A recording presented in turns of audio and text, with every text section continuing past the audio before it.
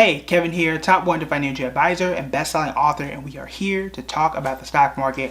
I want to answer an easy question and give you a very quality, nuanced answer. I think it's one you're probably not going to see anywhere else on these here interwebs. The question is, how would you invest $1,000 today? And instead of just giving you one thing, I'm actually going to give you a variant answer, meaning here's how I would invest $1,000 if I'm brand new and this is my first investment, if I'm experienced and looking for steady growth, if I'm trying to be aggressive, or if I'm trying to just throw my money at something and not touch it for 10 years. I'm gonna give you an answer for each of those four because again, investing is tailored. It's not one size fits all where everybody should do this one thing and do nothing else. Everybody starts in different spaces. Everybody's got different situations. This is your first $1,000. You may have another $1,000 coming and you're fine, right? This may be your only $1,000 and you don't have anything else to invest. That's going to change your answer, right? You may be investing for a year. You may be investing for 10 years. All of these things change this answer. So I want to give you a variant answer and give you, for beginners, I would do this, people with experience, I would do this, so on and so forth, and give you what I would invest in, why I would invest in it, and a case for why this should or may continue moving forward. So I'll start, I've got my notes here. Maybe my computer will power off, we'll see. But let's start with a brand new investor. You are new, you got $1,000, and also this applies for $100. Really the amounts don't change, but the person who asked in my DMs to $1,000, so we'll stick with $1,000. But this is my first investment. I've never invested in the market before. I'm going with ticker symbol VTI. That's the Vanguard Total Stock Market Index ETF. Why would I invest in this? It owns and holds all of the stocks in the United States, all of them. You package it into one, you get VTI. You're going to get, on average, based on historical numbers, so it's not a guarantee for the future, you're going to get 7 to 10% per year. That's what we've averaged since before the 1950s. That's solid. That is like, it's really the bar. If you can't get that in your investing account, you need to stop doing what you're doing and go get you VTI. That's really, when people ask me, well, why'd you sell this company? Why'd you keep this company? So on and so forth. I say, well, look, if you can't beat VTI, if you can't, and that's what when we say the market, if you can't beat that, then you need to go and do something else. Okay, and that myself included, right? So if I'm owning, let's say, a Square or a Nike or a T-Mobile, and when I sit down and reevaluate my portfolio, I say, look, if I have VTI or any index fund that just tracks the overall market, but if I got VTI and during this span, let's say a year, VTI got 10% and T-Mobile made 5%, I took on more risk. Instead of having all of the companies in the United States in one ETF, exchange traded fund, I put it in T-Mobile. Then T-Mobile gotta go. Because I wasted my money, number one. I still made money, which is fine. But I took on more risk because I only have one company versus the thousands I could have had with VTI. So if you're a beginner, your first time investing, that should be your backbone. I still, with 11 years of experience, still invest in index funds because if I'm wrong, and because I'm not perfect by any stretch of the imagination, but if I'm wrong, I've got the entire market at my back. I have that 7 to 10% on average. I'm not going to say guaranteed, but I got that in the back pocket, right? Worst case scenario, I can sell off the stocks that don't work and I can just stick with my index fund and that's going to chug along anyway, right? It is we'll call it unstoppable force, but it kind of is. We know what we're going to get for the most part from a VTI. So again, Vanguard Total Stock Market Index, ticker symbol VTI. There are different variations of it. That's just the most plain basic one if you're new. That's what I would go to. You can do this and nothing else and still be quite successful. There are a lot of millionaires, both young and old, that swear by these types of investments. Again, I could do a whole video and just rant about how quality an ETF like that can be. So that's number one. If I'm brand new, put it in that super passive, set and forget it. I don't have to worry about it. I just stick with it. You are likely to see those returns. So that's where I would go if I'm a beginner. Now, what if you are, let's say you might be a beginner still, but you want to make more than that. Let's say you want to, 7 to 10% is good. I don't want to understate that. But what if you can get 15 or 20? And what if I can really start to see my money working a lot harder for me? What makes sense there? For me, I'm looking at Google and Microsoft. Perhaps you would split this in half. Perhaps you would choose one. That's totally up to you. Now, I do own both, so we'll disclose that and you can see my portfolio in public. However, the reason why I'm going here for steady growth, that was a key phrase here, steady growth, is because both Microsoft and Google have a history of, well, yes, steady growth. But they have diversified business models, which means that they do different things quite well. So you've got the software for Microsoft, you got the computers for Microsoft, you got Microsoft Teams, they got Skype, they got LinkedIn, they've got a bunch of different things that are going quite well for them, that it's not just a one-trick pony. That's what I like in my investments. I also like good, stable leadership, which I'll tell you why that's the case in just a second.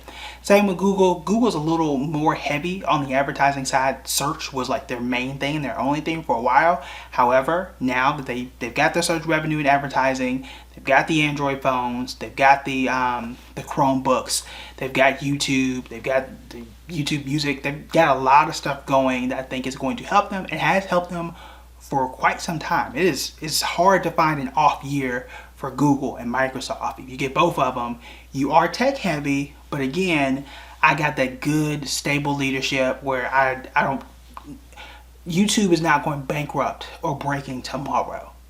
I don't have to worry about that. The world depends on Google for answers. I really don't have to worry about that. And that's what I like. I like being able to sit back, know that these companies are still going to be here, know that the CEO isn't going to hurt me, and get that good, stable growth. This is the reason why Tesla is not on here. Could I make more money by investing in Tesla or investing $1,000 in Tesla? Yes, I probably could. There are a lot of companies that will probably make you more money. But again, the keyword was stable. We just saw Elon Musk tweet away $5 billion or even more, really, because remember, Tesla was at $1,200 a share or whatever. It dropped down to $1,000 in just a week and some change based on some tweets. We've seen this before. We saw when he announced the Bitcoin thing, and then went back on the Bitcoin thing and Tesla stock shot up, and then shortly after it was gone. Like, I don't want that. I don't. I'm sorry. Again, this is for stable returns where it's just pretty much going up. I don't have to worry about these crazy ups and downs.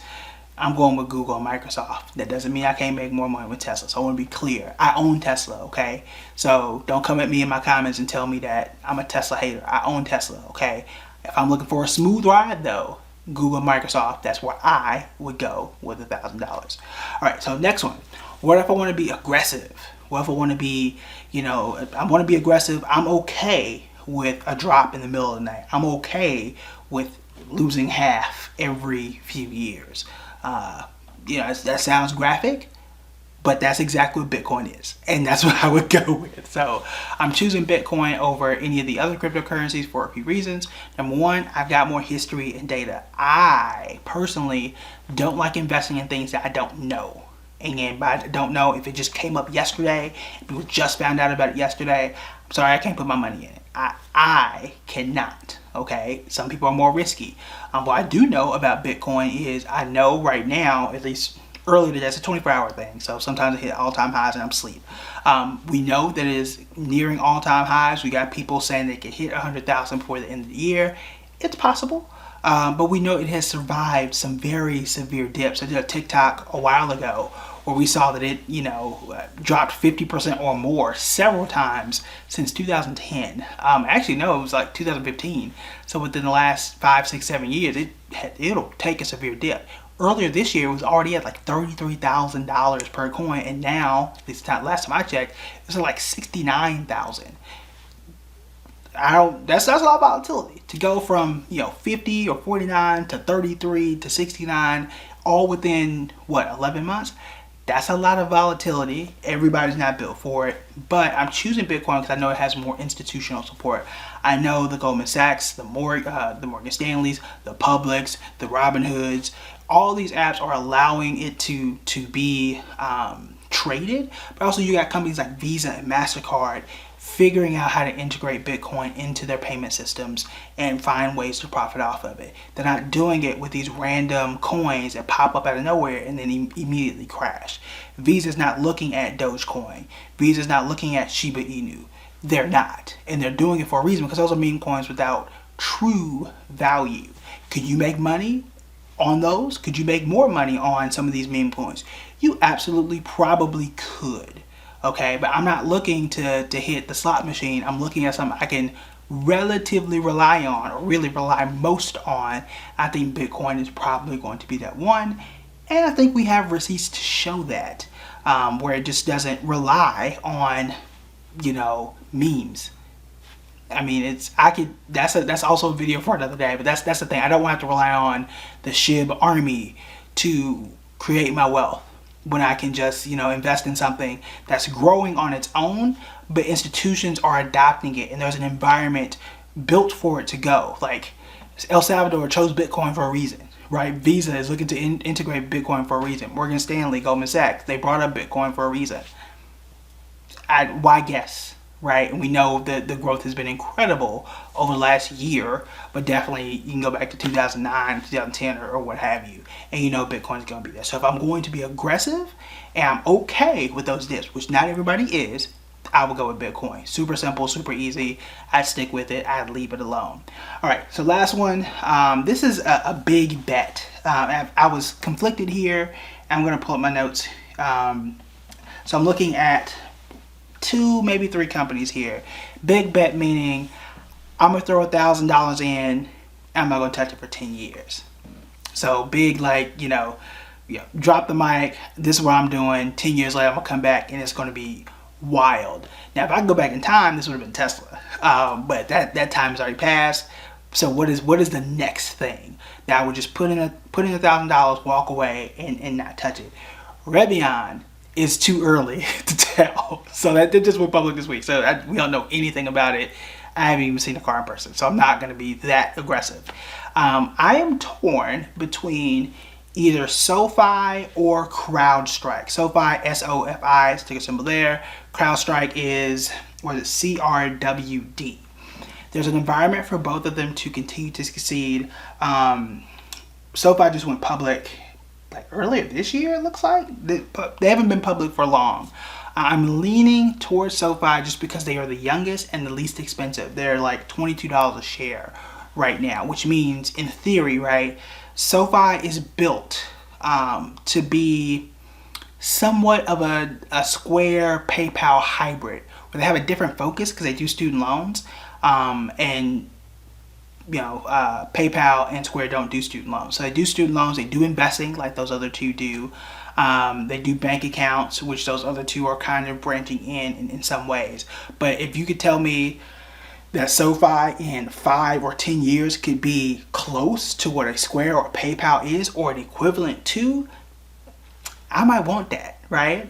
So I think I'm leaning towards SoFi because it's the absolute cheapest right now on a share basis. Not that means everything in the world. So I'll probably go there. If I had to choose a constellation, or half and half, I would do SoFi and CrowdStrike. CrowdStrike is basically cybersecurity, which we know is going to be an issue. And here's the case for CrowdStrike. Now, both are on my watch list. I don't own either of these yet, but I might have to snap up 1 or 2 at the end of the year. But here's the thing. Tech is here to stay. These hacks, unfortunately, are going to be a part of life. We saw what happened with the Eastern pipeline not too long ago. But here's my case. I'm gonna just roll this out here from a business perspective, okay? So work from home is gonna be here for a while. We've had some hacks in the past. We're going to continue to have them, unfortunately for us. But this metaverse thing sounds great from what I see from Microsoft and maybe what I see from Facebook. You're going to need some security for that. You want to make sure that you're not going to see a virus in your face, right? All these hacks, like the metaverse is supposed to be a place where you are putting on a headset or what have you, you're walking into these spaces, interacting and do all this kind of stuff. I would imagine, now I'm not a computer genius or anything, but I would imagine that's going to take up a lot more data and you should have a lot more security to do that. And if this is the path that we are going, which it seems like it is, because it's not just Facebook throwing this stuff out there, then a company like CrowdStrike is going to become more important. And it's been evident. I have a chart here that goes back, I think 5 years. Very rarely do I use 5-year charts to predict anything. But what I have here is that CrowdStrike is up 3,300%. Got SoFi at 3,500%. Now again, SoFi doesn't go back all 5 years, and neither does CrowdStrike. I think CrowdStrike went public, looks like 2019-ish. So you can adjust the numbers there.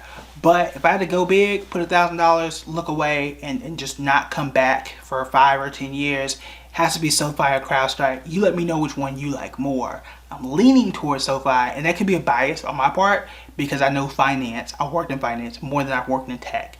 So it could be that. But I see cases for both. Maybe I split it in half and do that and just absolutely not touch it. So that is what I would do with $1,000. I'll repeat these real quick. If I'm new, it's my first investment. I've never done anything. I'm looking at VTI. Super basic. Set it and forget it. Don't have to worry about anything there. Steady growth. Again, keyword is steady growth. Is Google and Microsoft. I would definitely split my money 50 and 50 if that were me. Aggressive, I'm putting in Bitcoin. I'm riding with whatever wave and whatever smoke comes at me. You got to be prepared for that, which is why I'm doing that as the aggressive investor that doesn't mind these hiccups. And then lastly, big bet. I'm putting the money, I'm locking it up. I'm not going to look at it. Either SoFi or CrowdStrike. Pick whichever one your research tells you to go with. All right, that is it for me. What do you think? Obviously, there are plenty left off this list. It is hard to do. I could have said Apple, right? I could have said Amazon. I'm going with what I like and what I know best. Amazon hadn't done that well this year. Apple's a good one. But again, I could be here for 50 minutes breaking down all these different types. So those are mine. Let me know what yours are. And that's it for me. Talk to you guys later. Bye.